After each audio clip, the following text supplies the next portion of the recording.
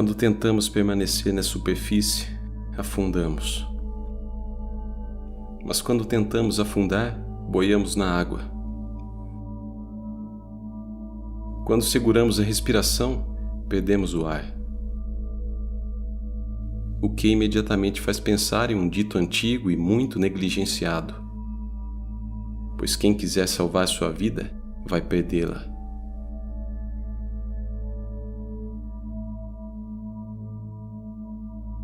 A descoberta do mistério, a maravilha além das maravilhas, não demanda crença, pois só podemos acreditar no que já sabemos, preconcebemos e imaginamos.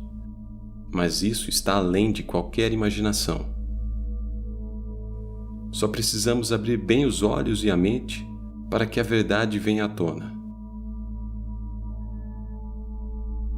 A consciência do agora.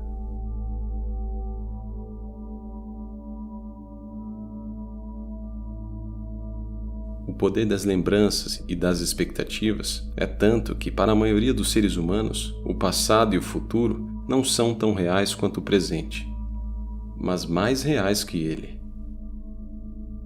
O presente não pode ser vivido com felicidade, a não ser que o passado esteja limpo e o futuro brilhe de expectativas. Nós vivemos em uma cultura totalmente hipnotizada pela ilusão do tempo, na qual o chamado presente é sentido como uma pequena linha entre o todo-poderoso passado causador e o absurdamente importante futuro. Nossa consciência está quase completamente ocupada com memórias e expectativas. Nós não percebemos que nunca houve, há ou haverá qualquer tipo de experiência além da experiência do momento.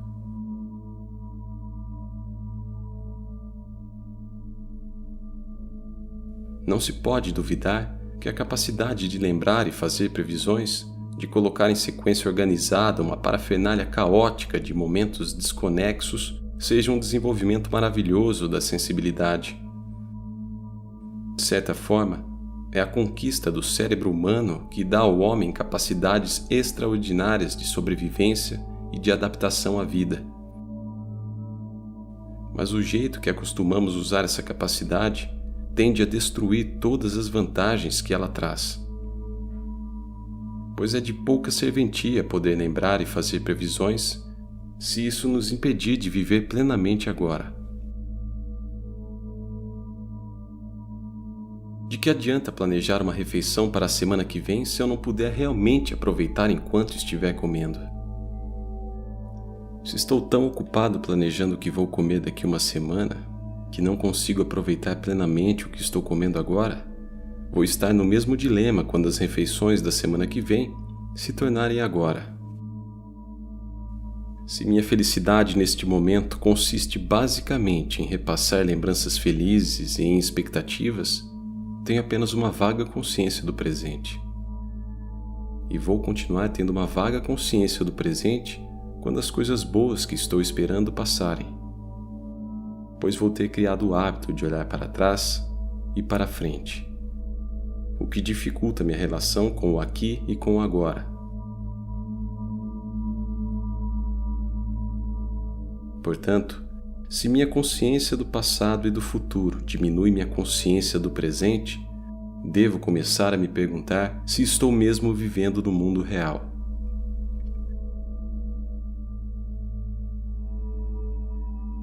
A religião quer garantir o futuro depois da morte, e a ciência quer garantir o futuro até a morte e adiar a morte.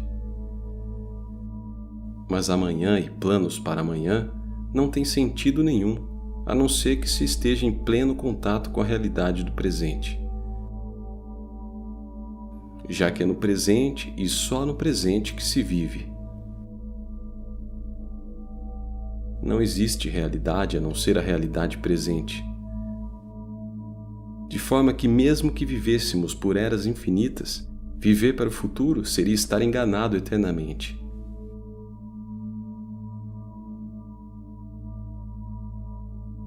Os milagres da tecnologia fazem com que vivamos em um mundo frenético, que violenta a biologia humana, permitindo que não façamos nada além de perseguir o futuro cada vez mais rápido.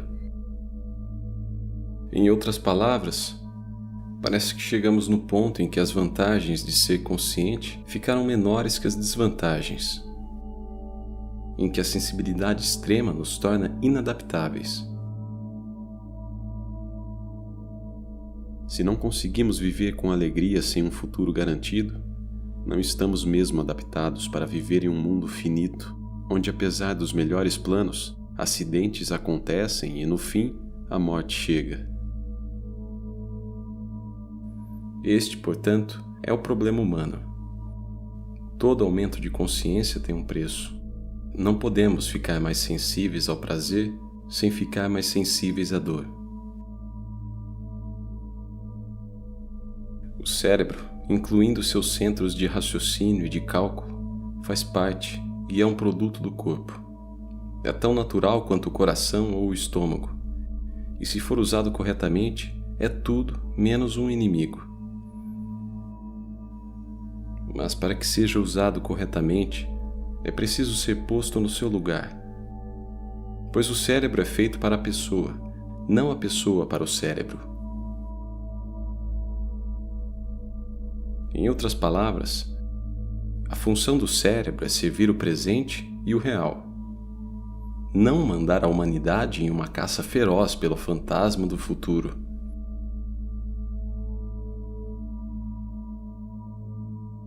Mas, quando tentam pensar ou se concentrar, as pessoas se comportam como se estivessem tentando maltratar o cérebro. Contorcem o rosto, franzem a testa e abordam problemas mentais como se fossem assentar tijolos. Mesmo assim, não é preciso se esforçar e dar duro para digerir comida. Muito menos para ver, ouvir e receber outras informações neurais. O cérebro só pode assumir seu comportamento adequado se a consciência fizer o que foi projetada para fazer, não se contorcer e rodopiar para sair da experiência presente, mas tomar, sem esforço, conhecimento dessa experiência. Não queremos estar conscientes deste presente. Mas como não podemos sair do presente, nosso único escape é a memória. Aqui sentimos que estamos em um território seguro, pois o passado é fixo e conhecido, mas também, é claro, morto. Na verdade, toda experiência é, nesse sentido, nova, e em todo momento da vida estamos no meio do novo e do desconhecido.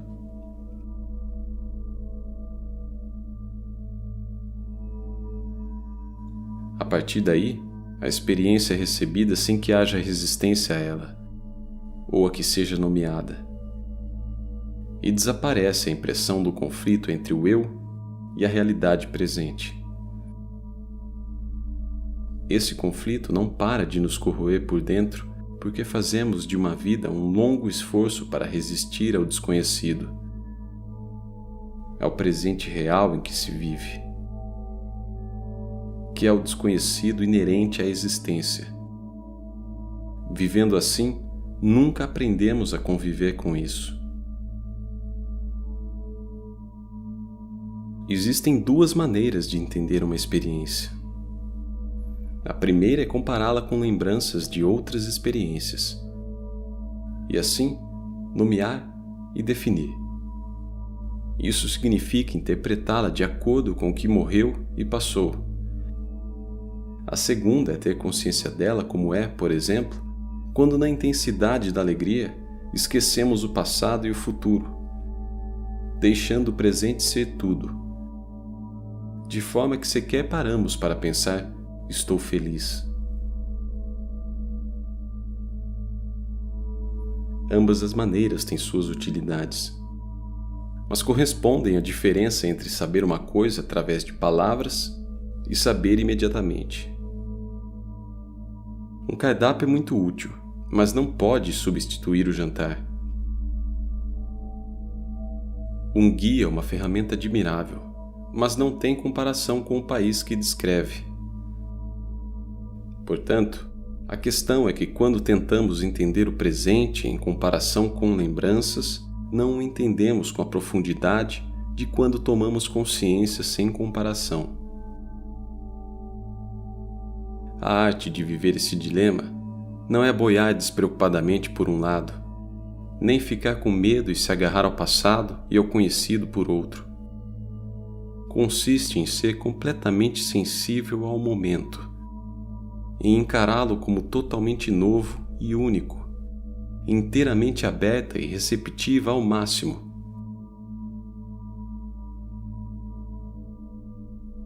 Isso não é uma teoria filosófica, mas um experimento.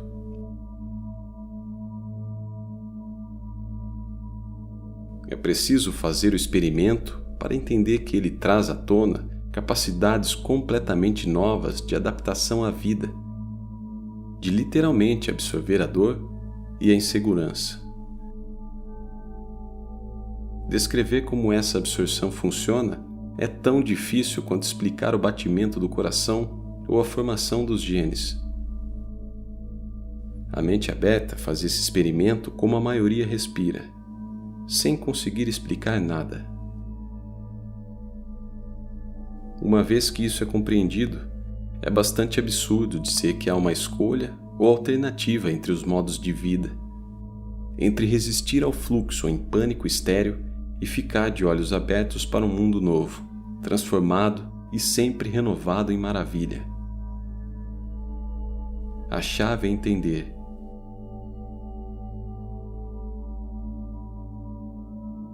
Perguntar como fazer isso, qual é a técnica ou o método, quais são os passos e as regras, é estar completamente equivocado. Métodos servem para criar coisas que ainda não existem.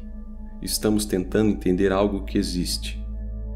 O momento presente.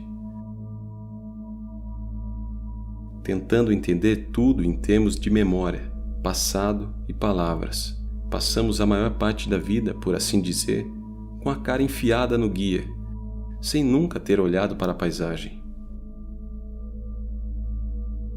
Não se trata de disciplina psicológica ou espiritual para o crescimento pessoal. Trata-se apenas de consciência da experiência presente e de perceber que não é possível defini-la nem se separar dela. A única regra é: veja.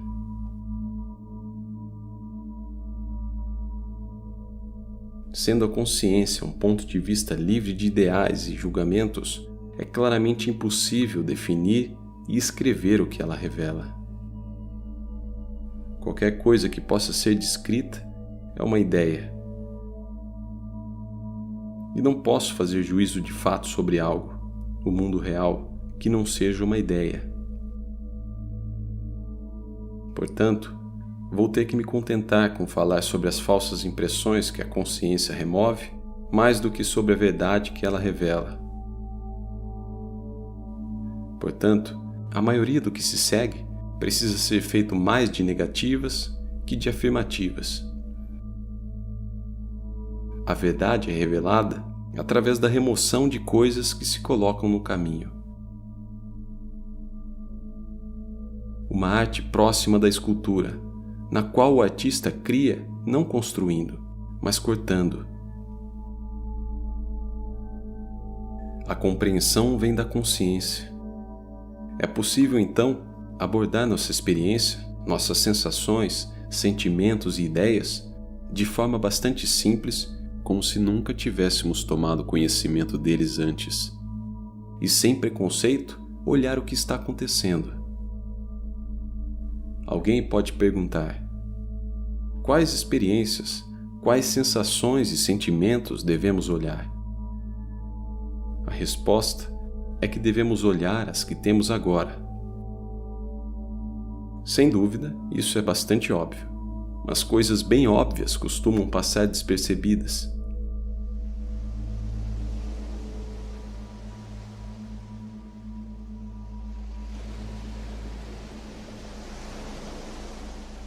Só se pode viver um momento de cada vez. E é impossível pensar sobre ouvir as ondas e se está gostoso ouvir as ondas simultaneamente.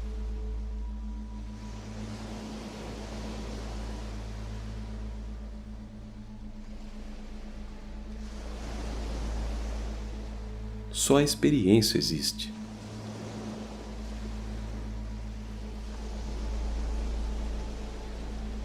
Não existe algo ou alguém experimentando a experiência.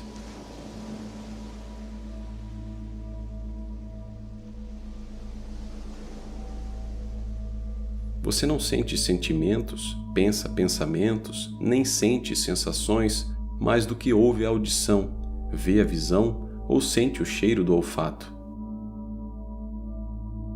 Eu me sinto bem significa que um sentimento bom está presente. Não significa que exista uma coisa chamada eu e outra coisa separada chamada sentimento.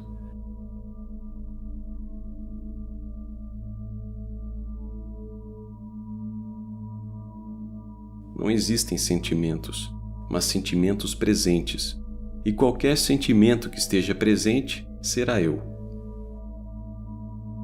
Ninguém nunca encontrou um eu sem uma experiência presente ou uma experiência sem um eu. O que só significa que os dois são a mesma coisa.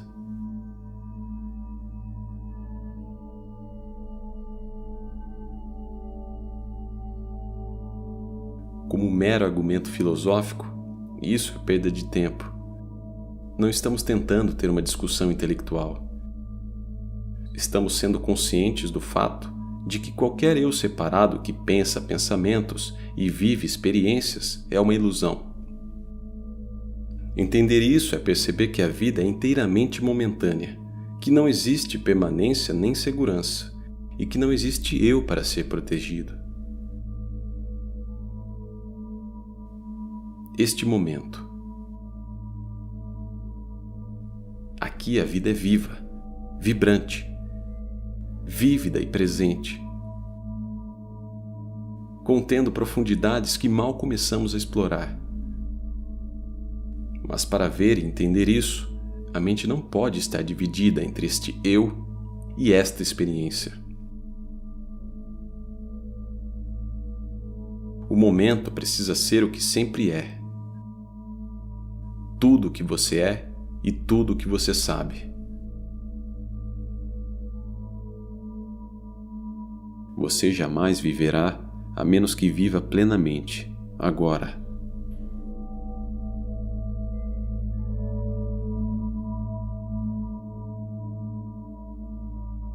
Este é o verdadeiro segredo da vida. Estar completamente comprometido com o que você está fazendo, aqui e agora.